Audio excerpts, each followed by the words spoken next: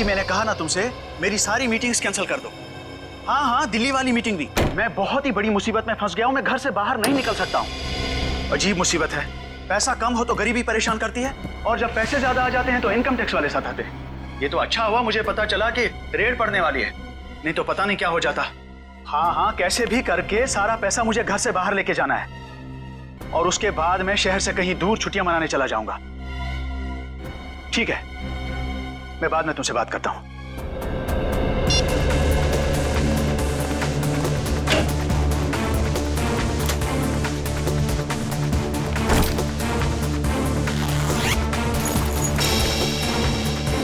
पैसा तो सारा ठीक ठाक ही लग रहा है।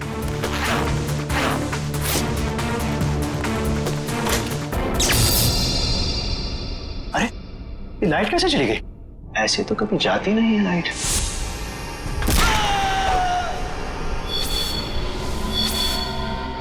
कौन हो तुम और क्यों कर रहे हो ये सब? तुम तो एक लेखक हो ना, जानते ही होगे कि कोई किसी की जान क्यों लेता है। जान लेने की 3 ही वजह होती है, पैसा, प्यार और बदला। मुझे तुमसे बदला लेना है। कैसा बदला? मैं तो तुमको जानता तक नहीं। तुम मुझे नहीं जानते, मगर अंकुश को तो जानते ही होगे ना। अंकुश? अंकुश अनंत, वो मेरे दिल के बहुत करीब था। तुमने उसकी जान ली, अब मैं तुम्हारी जान लूंगा। अंकुश आनंद की मौत का बदला? अरे तुम्हारा दिमाग खराब हो गया है क्या? अरे मुझे निकालो यहाँ से। अरे बचाओ, कोई है? हेल्प! अरे कोई बचाओ। कोई नहीं बचाएगा अब तुम्हें। जिस तरह तुमने अंकुश अनंत को तड़पा तड़पा के मारा था, ठीक उसी तरह मैं तुम्हें तड़पा तड़पा के मारूंगा।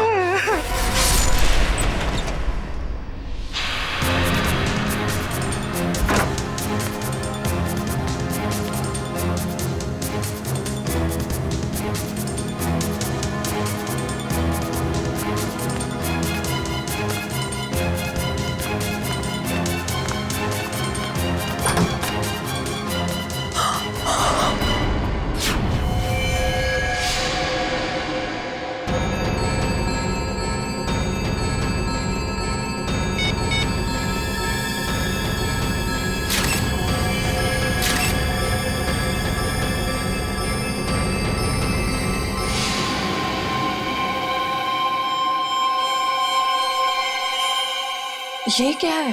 चाकू?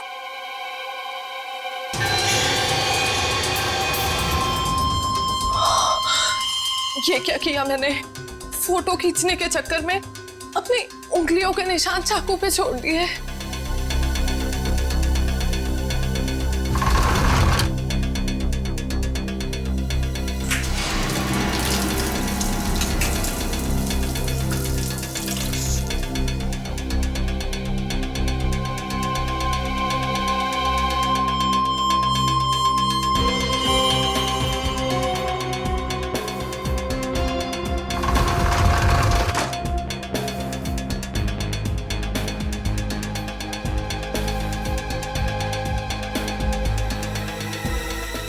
अभी बाहर के पब्लिक फोन से सीआईडी को फोन कर देती हूँ।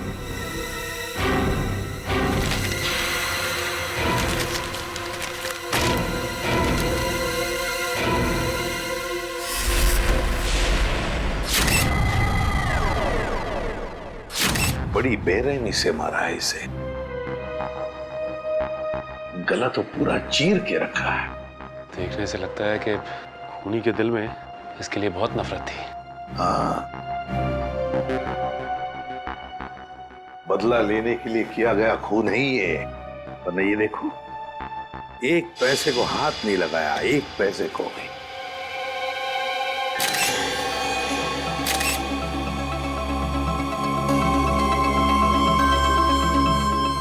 सर, हाँ, सर ये देखिए, ये चाकू वहां बेड के पास पड़ा हुआ था। सर, इस चाकू पे तो जरा भी खून नहीं लगा हुआ है, बिल्कुल साफ है। श्रेया, स्प्रे मार के देखो जरा। सर,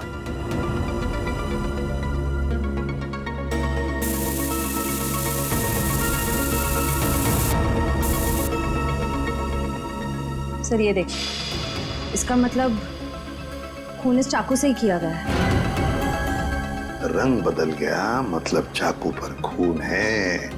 खून इसी चाकू से किया गया है। सर एक बात समझ में नहीं आ रही, खूनी ने चाकू को साफ करके यहीं क्यों छोड़ दिया? वो इसे अपने साथ भी तो ले जा सकता था। बिल्कुल, चाकू यहीं पर छोड़ के क्यों गया वो, और वो भी साफ करके? कोई ना कोई तो वजह जरूर है। सर, हाँ दगोड़िया जी का मैनेजर आ गया। आ गया? जी सर। ठीक है सचिन, बॉडी को फॉरेंसिक लैब भेजने का बंदोबस्त करो। अच्छा। इस मैनेजर से मिलता हूँ।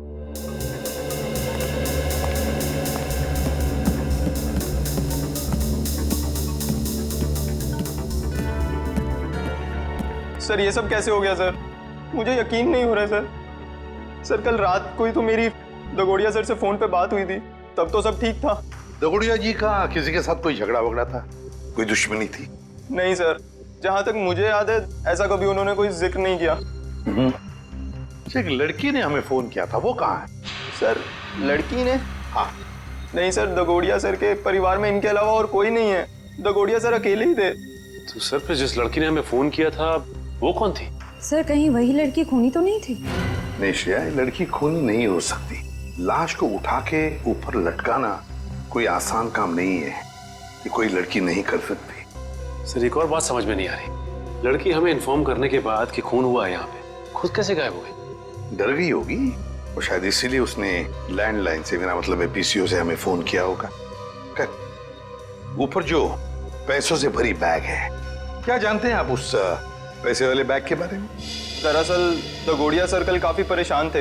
एक्चुअली उन्हें पता चला था कि उनके घर में इनकम टैक्स की रेड पड़ने वाली है और इसीलिए उन्होंने अपनी सारी मीटिंग्स भी कैंसिल करवा दी थी। अच्छा, तो शायद इसीलिए पैसे ठिकाने लगाने के प्लानिंग में लगे होंगे दगोड़िया जी।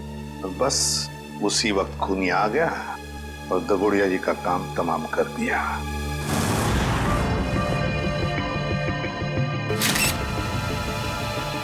एक मिनट, यादव, ये देख रहे हो इसके गाल पर ये नीला नीला निशान?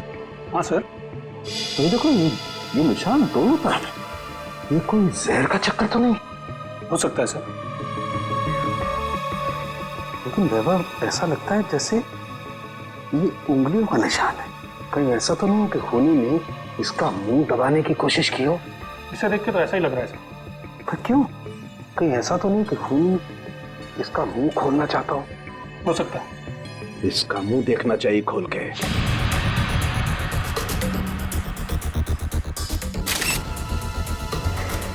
जरा फोर्स देना।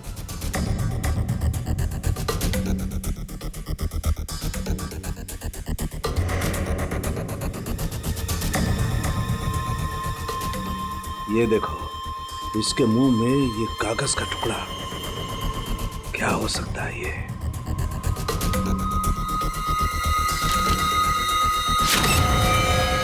अंकुश आनंद, ये किसका नाम हो सकता है? खूनी अपना नाम लिख करके तो कागज का टुकड़ा इसके मुंह में डालेगा नहीं। नहीं सर। फिर ये चक्कर क्या है? अरे देखो, कागज के दोनों तरफ खून भी लगा हुआ है। साळुंखे, ये कागज तुझे दगोड़िया के मुंह में से मिला? हाँ बॉस, मुझे भी बड़ा ताजुब हुआ। कोई खूनी किसी के मुंह में कागज रख के क्यों जाएगा? सर ये भी तो हो सकता है कि ये कागज खूनी ने उनके मुंह में ना रखा, बल्कि उन्होंने खुद मरने से पहले ये कागज खूनी से बचाने के लिए अपने मुंह में खुद ही डाल दिया। हाँ सर, हो सकता है उनकी मौत इस कागज की वजह से ही हुई हो सकता है वो ना चाहते हो कि ये कागज खूनी के हाथ लग जाए, इसीलिए उन्होंने इस कागज को अपने मुंह में छुपा लिया। नहीं श्रेया, मुझे नहीं लगता कि कागज उन्होंने खुद अपने मुंह में छुपाया, बल्कि जिस तरीके के नीले निशान उनके गालों पर पड़े हुए थे, मुझे तो ये लगता है कि खूनी ने जबरदस्ती उनका मुंह खोला और बाद में ये कागज उनके मुंह में ठूस दी। साळुंखे, खून से सने कागज पर लिखा है अंकुश आनंद। ये जो खून है, क्या दगोड़िया के मुंह के अंदर कोई चोट के निशान या फिर कोई खून था? नहीं बस, लाश के मुंह में किसी किस्म का कोई जख्म या कोई चोट का निशान नहीं था। मुझे लगता है कि खूनी ने पहले दगोड़िया साहब को मारा और उसके बाद ये कागज उनके मुंह में रख दिया। ये जो खून लगा है कागज पे, ये खूनी का है? नहीं सचिन, ये खून दगोड़िया साहब का है। मैंने चेक कर लिया बॉस। सर, इंटरनेट पे ये नाम सर्च किया मैंने, अंकुश आनंद। इस नाम के 2 लोग हैं सर, एक है चेन्नई में और दूसरा नासिक में। पता लगाओ इन दोनों के बारे में। इन दोनों में से एक का संबंध तो जरूर होगा। इस दगोड़िया के साथ जरूर होगा। हेलो, हाँ, कहाँ पे? ठीक है, हम लोग पहुंचते हैं। सर, एक और खून हो गया है, लेखक मुकेश कुमार का।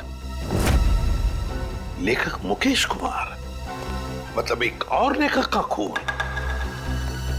तो फिर जरूर इस मुकेश कुमार और दगोड़िया के खून में कोई ना कोई संबंध है, कोई ना कोई संबंध जरूर है।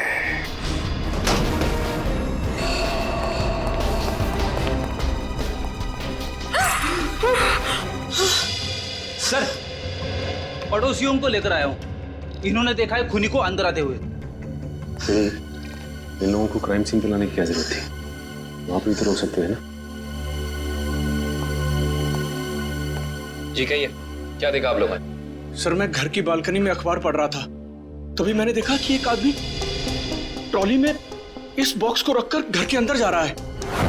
ये ग्लास बॉक्स लेके जब वो घर के अंदर जा रहा था तो उसने हाथ में ग्लव्स पहने थे? नहीं सर, ग्लव्स नहीं पहने थे। अच्छा, ये आदमी अकेला था या फिर इसके साथ कोई और भी था? वो अकेला था। तुमने उसका चेहरा देखा? स्केच बना सकते हो? नहीं सर, चेहरा तो याद नहीं।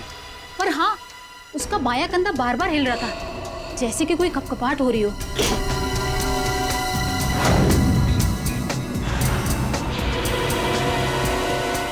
Kevin, yes sir. एक मिनट।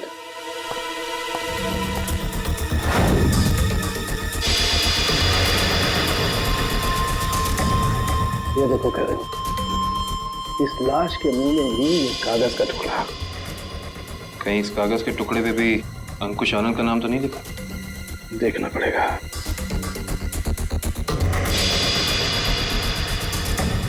इस पे तो रिजू कालिया लिखा हुआ। रिजू कालिया?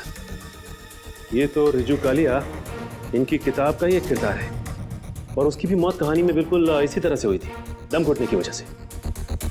इसका मतलब ये अंकुश आनंद, ये भी दगोड़िया की किसी किताब का किरदार है, और ये सारा का सारा काम सीरियल किलर का है, तो एक के बाद एक लेखकों को बिल्कुल उसी तरह से मार रहा है जैसे कि लेखक अपनी कहानी में किरदार को मारता है।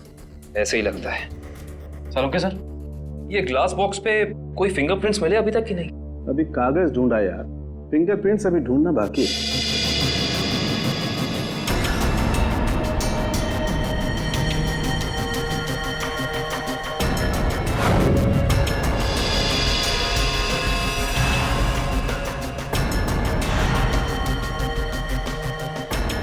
मैग्नीफाइंग ग्लास देना जरा।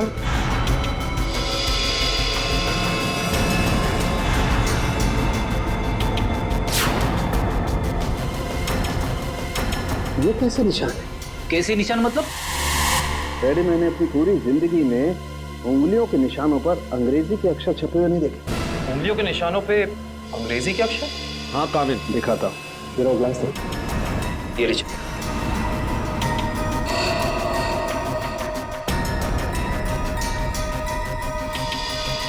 ERIUN। देखो, क्या चक्कर हो सकता है? पड़ोसी भी कह रहा था ये ग्लास बॉक्स लेकर जो इंसान यहाँ आया था उसने ग्लव्स नहीं पहने थे। इसका मतलब ये अनोखे उंगलियों के निशान उसी इंसान के हैं। उंगलियों पे छपे हुए अक्षर? सालुंके साहब, ये कैसे मुमकिन है? मुमकिन है फ्रेडी, बॉडी मॉडिफिकेशन के जरिए मुमकिन है। लेकिन सालुंके साहब, अगर खूनी एक एक कदम फूक फूक के रख रहा है तो फिर उसने हैंड ग्लोव्स ना पहनने की गलती कैसे की?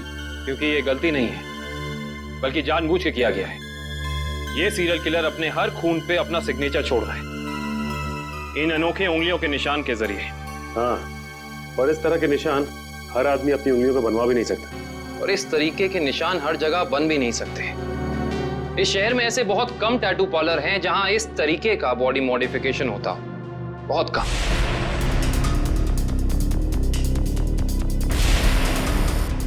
यस, ये बॉडी मॉडिफिकेशन आपने किया है? No sir. क्या आपने बनाया?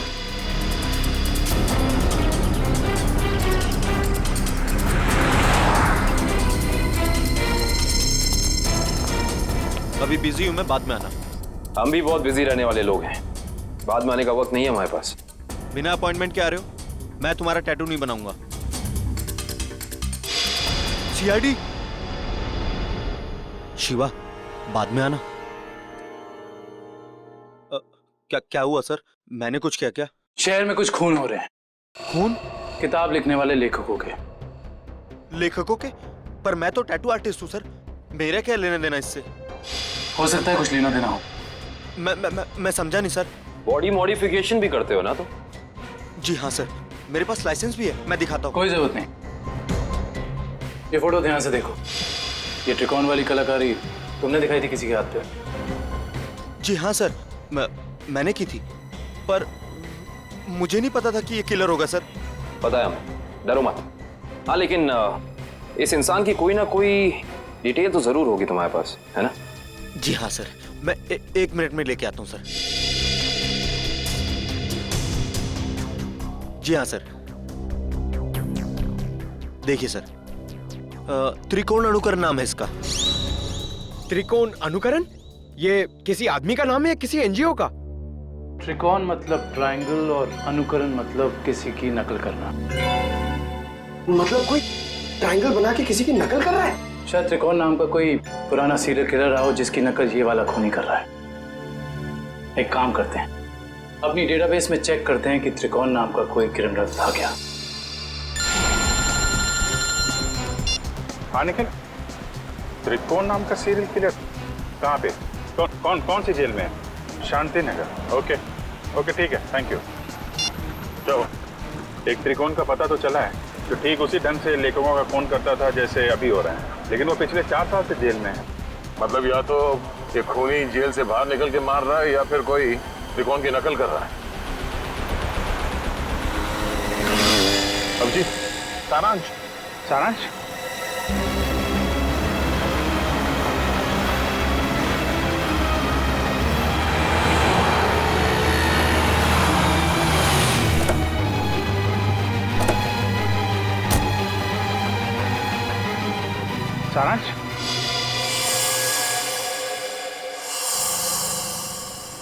नहीं अंकल, मैं तो अभिषेक हूँ। माफ करना, हम इसे कोई और समझ बैठे। सर 15 दिन हो गए, अखबार, न्यूज़पेपर्स, हर जगह कोशिश कर ली, मगर सारांश हमें मिला ही नहीं सर। मिलेगा पंकज, जरूर मिलेगा। मेरा दिल बोल रहा है सारांश हमें जरूर मिलेगा। सर, ये लोग सीआईडी से हैं। आइए सर, मैं आप ही लोगों का इंतजार कर रहा था। त्रिकोण से मिल सकते हैं हम लोग? हाँ, क्यों नहीं। पर सर, मुझे नहीं लगता कि त्रिकोण ये सारे खून कर रहा है, क्योंकि इस जेल से बाहर निकलना बिल्कुल ही नामुमकिन है। अच्छा, इस त्रिकोण का स्वभाव कैसा है अभी यहाँ इस जेल में? हिंसक और खतरनाक ही है या? नहीं सर, ऐसा बिल्कुल भी नहीं है। वो तो बहुत ही शांत और सुलझा हुआ है। मैं तो खुद चाह रहा था कि सरकार से अपील करूं कि उसकी सजा माफ कर दी जाए। अब ये कोई संयोग तो नहीं हो सकता कि कोई उसकी नकल करके खून कर रहा है? हाल ही में कोई आया था उससे जेल में मिलने के लिए? नहीं सर, आप तो जानते हैं कि वो स्पेशल सेल में है, और स्पेशल सेल में बाहर वाला तो क्या, कोई जेल का कैदी भी उससे नहीं मिल सकता। चलिए जरा मिल लेते हैं।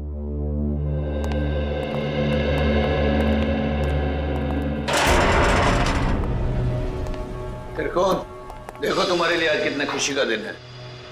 इतने सालों के बाद तुमसे सीआईडी वाले मिलने आए। क्या बात है जेलर साहब, आज आपका कानून मुझ पे इतना मेहरबान क्यों है? मेहरबान नहीं हुआ, बस ये समझ लो कि तुमसे ये पूछने आए कि जेल में बैठे बैठे तुमने दोबारा खून करना कैसे शुरू कर दिया? कमाल है आप लोगों का भी। इतने सालों से मुझे इस जेल में कैद करके रखा है, लेकिन शक करने की आदत आप लोगों की गई नहीं।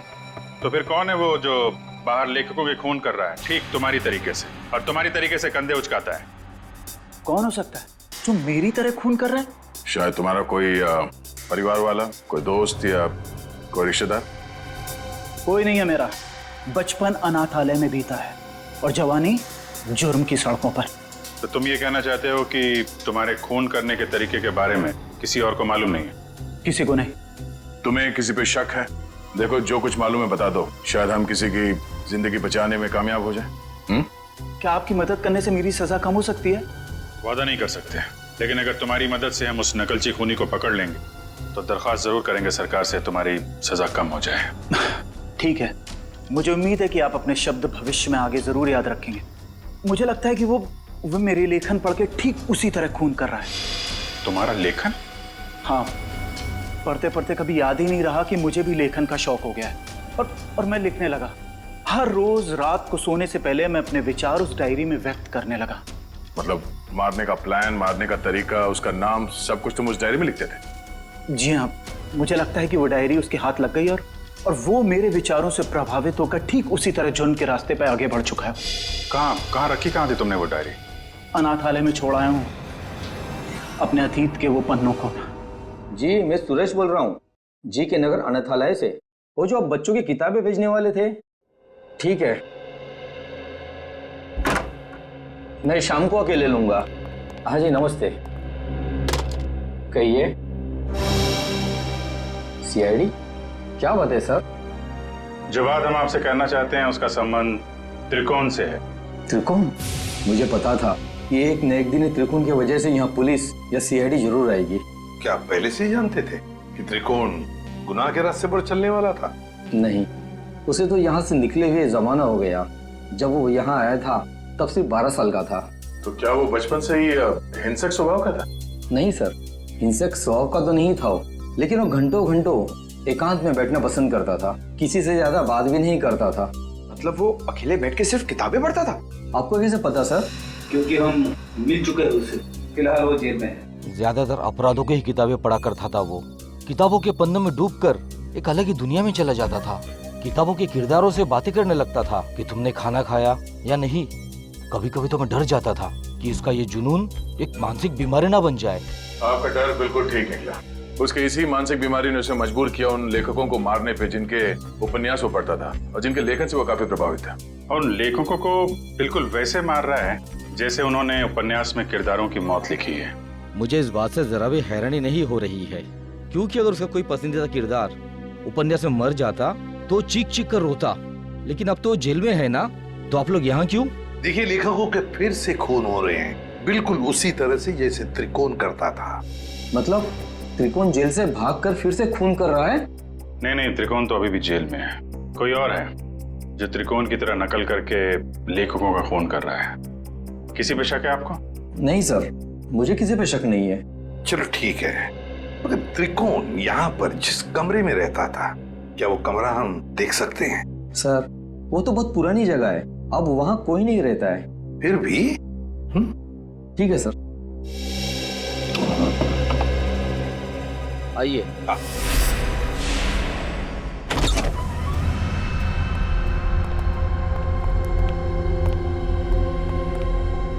तो ये है त्रिकोण का कमरा। मैनेजर साहब, त्रिकोण के पास एक डायरी हुआ करती थी। कुछ जानते हो उस डायरी के बारे में? नहीं सर, हमें तो ऐसी कोई डायरी नहीं मिली। वैसे आप देख सकते हैं सर, यहाँ पे कुछ पुरानी किताबें पड़ी है, शायद उसमें हो। देखो फ्रेंड, किताबों को ऐसे क्यों रखा गया? संभाल के क्यों नहीं रखा? ऐसे तो दीमक खा जाएंगे इसे। माफ करना सर, दरअसल इस कमरे की तरफ मैंने ध्यान ही नहीं दिया।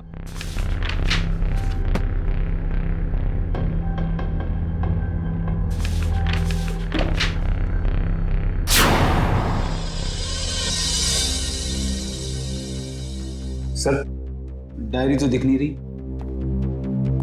लेकिन मुझे कुछ दिख रहा है सर। क्या? सर, ये ईंट देखिए दीवार पे, बिल्कुल अलग है। पूरी दीवार में जितनी ईंट है उससे अलग है। दया, जरा देख लो। सर, वो केस याद है ना आपको? दीवार से लाशें निकलने वाला केस। कहीं इस केस में भी ऐसा ही कुछ? डायरी ढूंढ रहे हम, समझे? लाशें नहीं।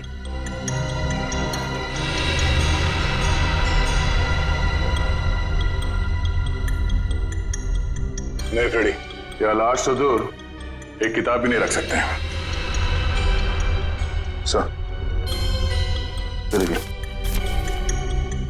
फाइल कार्ड है। हाँ, त्रिकोण। मतलब वो नकलची खूनी डायरी निकाल के ले गया। अभिजीत, ये जरूर त्रिकोण के डायरी का कवर है।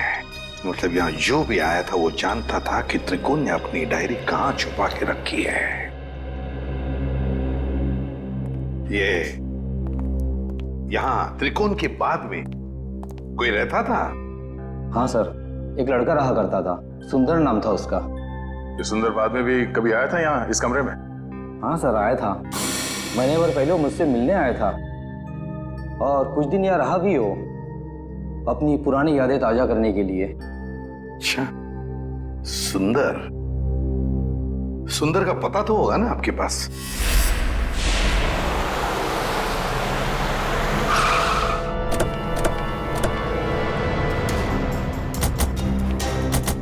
वाह भाई वाह, कितना आलीशान घर बनाया सुंदर ने। अंदर चल के देखते हैं और क्या क्या आलीशान राज छिपा रखे हैं सुंदर ने।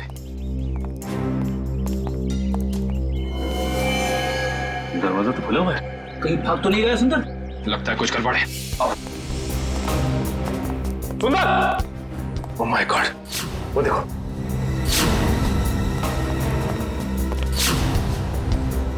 लगता है ये मर चुका है। गोली मारकर जान ली है इसकी, वो भी 3-3 गोलियां। खून भी गीला है, मतलब कातिल आसपास ही है, यहीं कहीं। गोली चलने की आवाज इस तरफ से, चल देखते हैं।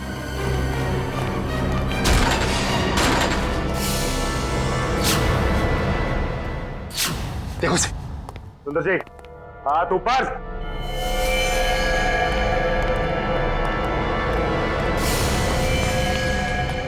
माय गॉड, खूनी बाहर है। दिव्या, विक्रम, पकड़ो उसे। लगता है ये हमें कुछ बताना चाहते हैं। हाँ कवित,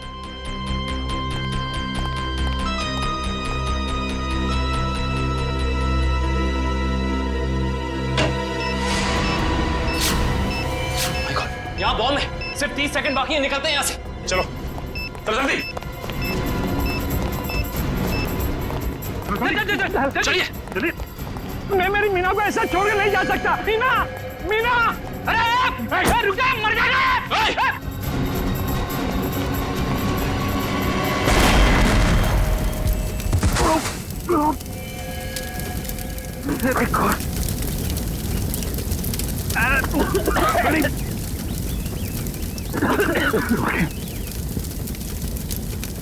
लगता है बीवी और नौकर के साथ साथ सुंदर जी भी मारे गए।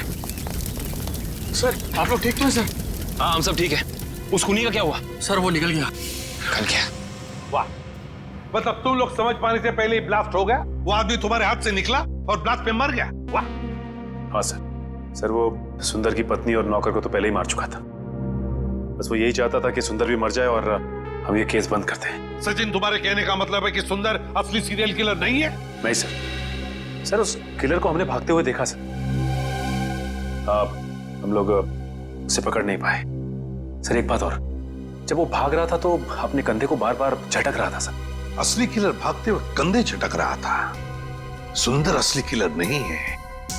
तो फिर ये असली त्रिकोण का अनुकरण करने वाला, उसकी कॉपी करने वाला त्रिकोण अनुकरण, ये जो भी कोई है जो हमें फंसाने की, गुमराह करने की कोशिश कर रहा है, इससे तो अब हम उसी की खुद के ही जाल में फंसा देंगे। हेलो, एक और खून? लेखक कुशल। ठीक है माता। लेखक कुशल का खून? ये त्रिकोण अनुकरण तो खून पे खून किए जा रहा है। लेकिन सर ये त्रिकोण अनुकरण एक के बाद एक लेखकों को ही क्यों मार रहा है? वही तो फ्रेडी, वही तो 3-3 लेखकों को मार चुका है ये त्रिकोण अनुकरण। जरूर इसके पीछे कोई ना कोई राज है, कोई ना कोई राज है जो असली त्रिकोण हमसे छुपा रहा है। सुंदर बॉम्ब ब्लास्ट में मारा गया? हाँ, और उसके बाद एक और लेखक कुशल का भी खून हो गया। अभी तो आप कह रहे थे कि सुंदर ही वो नकलची खूनी है। अगर सुंदर मारा गया तो फिर कुशल को किसने मारा? बंद करो ये ड्रामा, समझे? सुंदर के घर के बाहर जो मुजरिम भाग रहा था वो भी अपने कंधे को वैसे ही झटक रहा है जैसे तू झटक रहा है। अब ये बताओ कि तुम इस जेल से बाहर जाते कैसे हो? हाँ? राज क्या है इसके पीछे? साहब कैसी बातें करते हैं आप? हैं आम जेल से कैदी का भागना इतना मुश्किल है, तो फिर आपको लगता है कि मैं इस खास जेल से इतनी पहरेदारी होने के बावजूद भाग सकता हूँ? तुम्हारे अनाथालय वाले कमरे में सुंदर के अलावा कोई और नहीं रहा था, तो वो डायरी किसी और ने कैसे पढ़ी?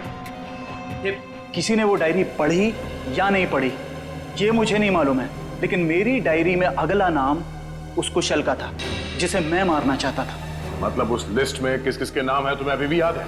जी मेरे पास लिस्ट है, आप चाहें तो मैं उसकी एक कॉपी दे सकता हूँ।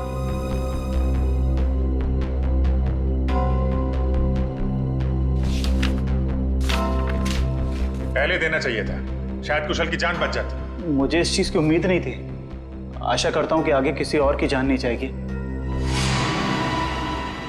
दीपक, आखिरी नाम दीपक का है। खून किया है तुमने, खून।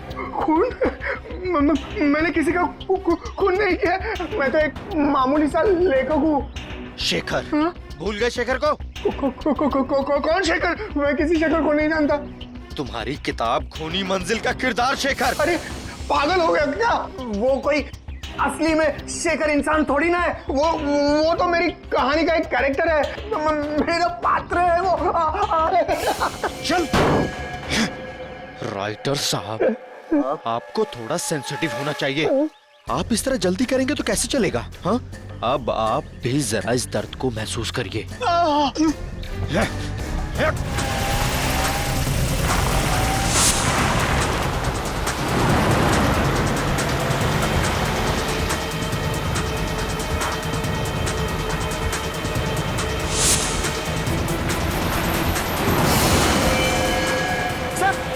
दीपक जाओ गाड़ी में।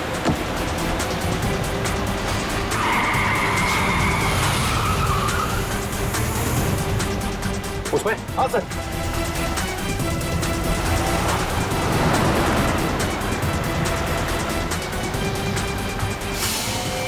आज ये नकलची लंगूर हमारे हाथ से बचेंगे नहीं।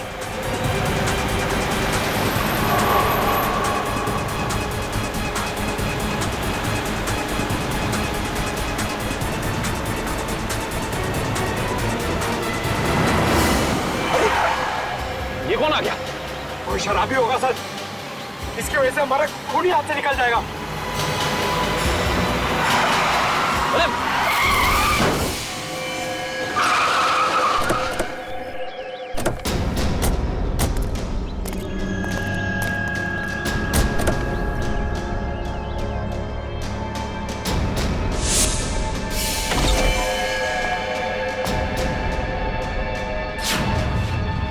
इनका तो बहुत खून भरा है। सर वो फोटोज कैसी है? फोटोज? एक सेकंड।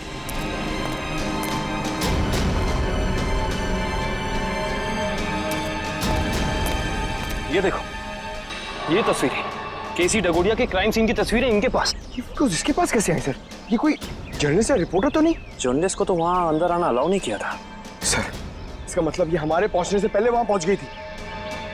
हो सकता है पंकज, कहीं ये वही लड़की तो नहीं जिसने हमें फोन करके बुलाया था? इसका होश में आना बहुत जरूरी है। दिव्या, पानी की छींटे डालो।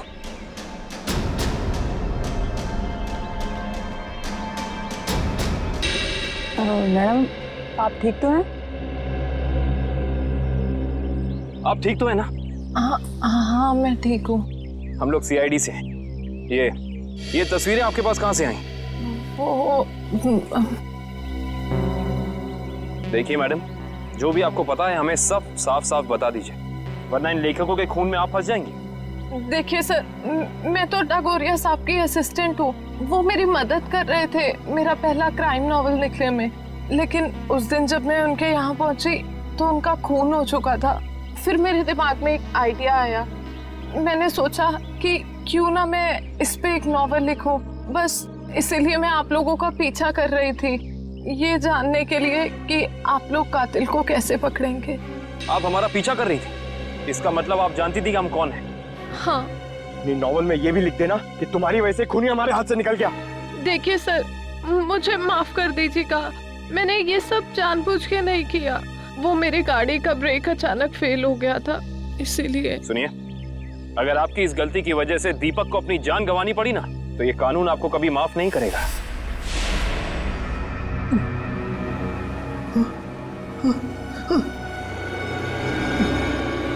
मुझे छोड़ दो प्लीज, प्लीज मुझे यहाँ से जाने दो। जाने ही तो दे रहा हूं तुझे। बहुत जल्द तू भी शेखर के पास पहुंच जाएगा। इसी तरह कुर्सी पर बांधकर मौत दी थी ना तूने उसे, अब तोहफे में तुझे भी यही मौत मिलेगी। बस थोड़ा सा इंतजार। इस मौत के उपन्यास का लेखक रचयिता भी आ रहा है तेरा साथ देने के लिए। त्रिकोण। सर जेलर साहब अंदर नहीं है। जरा बुलाओ ना, हमें त्रिकोण से मिलना है। सर जेलर साहब तो त्रिकोण को लेकर हॉस्पिटल गए हैं, उससे अचानक से दिल का दौरा आया है। दिल का दौरा?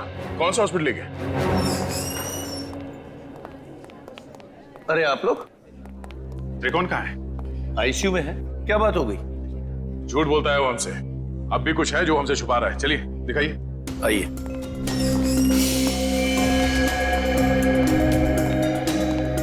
कहाँ है ये त्रिकोण? कहाँ है? अभी तो यही था, कहाँ चला गया? सर कहीं वो हॉस्पिटल से भाग तो नहीं गया दीपक को मारने के लिए? भाग कैसे सकता है? यहाँ कौन था? कौन वार्ड बॉय था यहाँ पे? सर मकरंद था। ये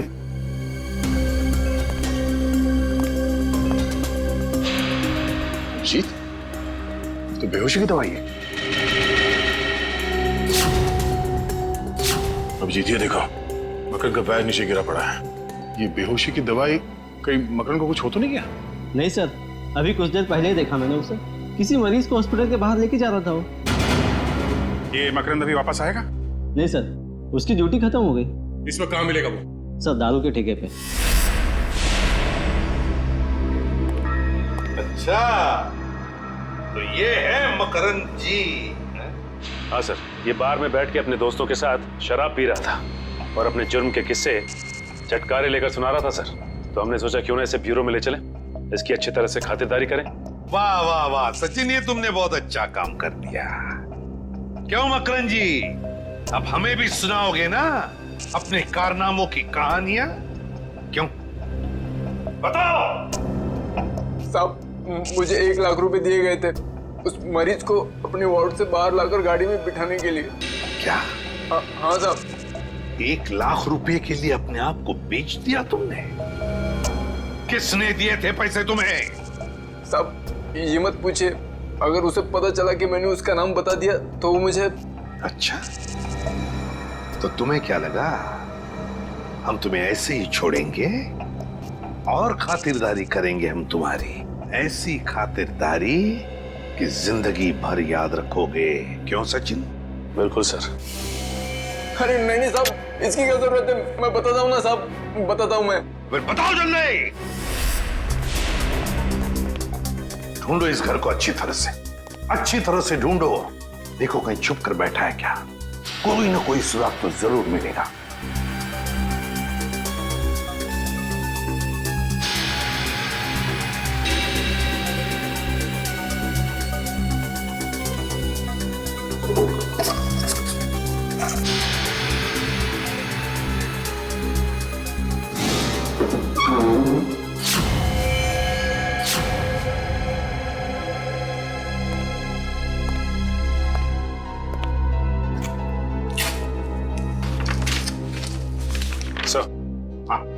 ये देखिए सर, ये कैबिनेट के पीछे कुछ रखा हुआ था।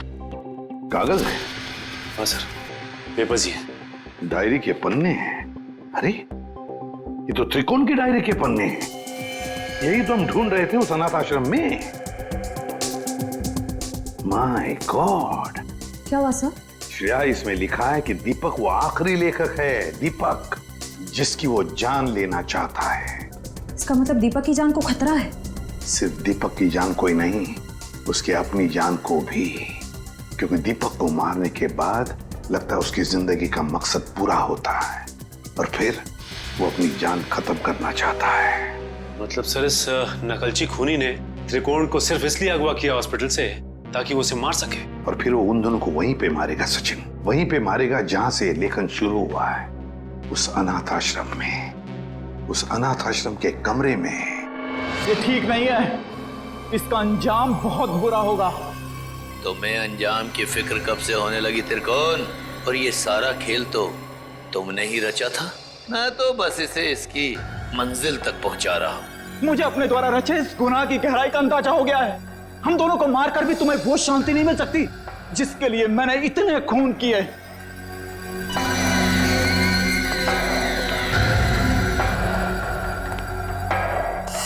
हाँ क्यों नहीं, पर मुझे नहीं लगता कि ये सारे खून त्रिकोण ही कर रहा है।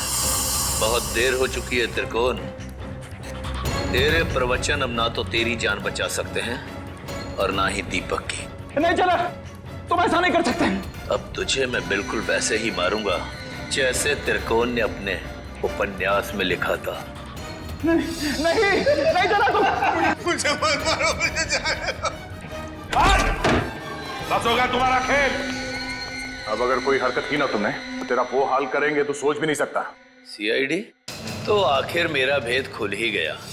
तो अब तुम लोग मुझे फांसी पर चढ़ाए बिना तो छोड़ोगे नहीं। तो क्यों ना मैं फांसी पर चढ़ने से पहले इन दोनों को मार के अपना मकसद पूरा कर लूं।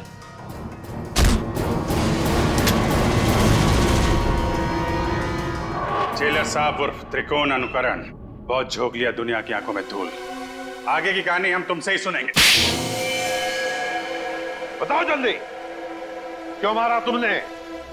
मैं जानता था मेरे लेखन में वही आकर्षण है, वही शक्ति है जो उन लेखकों के लेखन में थी जिनका मैंने खून किया।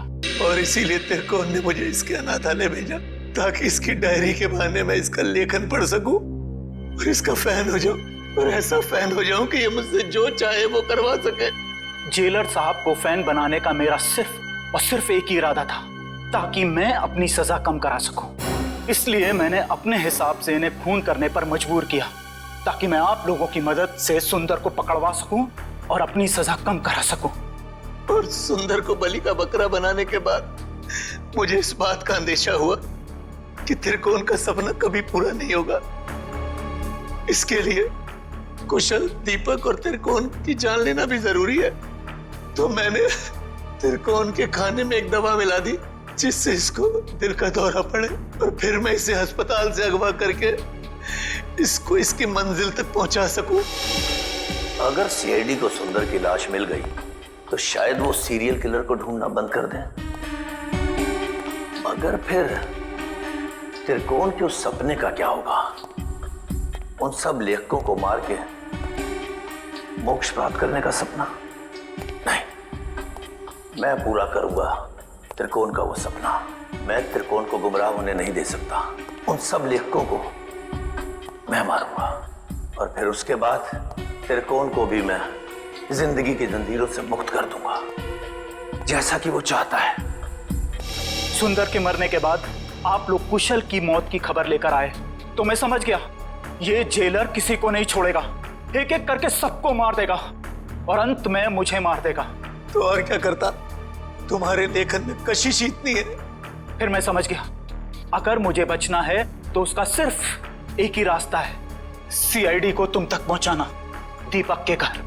वाह रे वाह, कानून का रखवाला, वाह। और ऐसा घिनौना काम, एक मुजरिम का साथ दिया तुमने। मैं जानता था कि सीआईडी कभी ना कभी पूरा सच जान लेगी, मगर मैं क्या करता? इसके लेखन के आगे मैं बेबस हो गया था, और इसके शब्दों के माया जाल में मैं एक खूनी बन गया, एक सीरियल किलर। चुप! बकवास, बकवास है सब। तुम दोनों ने मिलकर कितने सारे मासूम लोगों की जानें ली। तुम्हें तो जीने का कोई हक ही नहीं। कानून तो तुम दोनों को फांसी ही देगी, फांसी।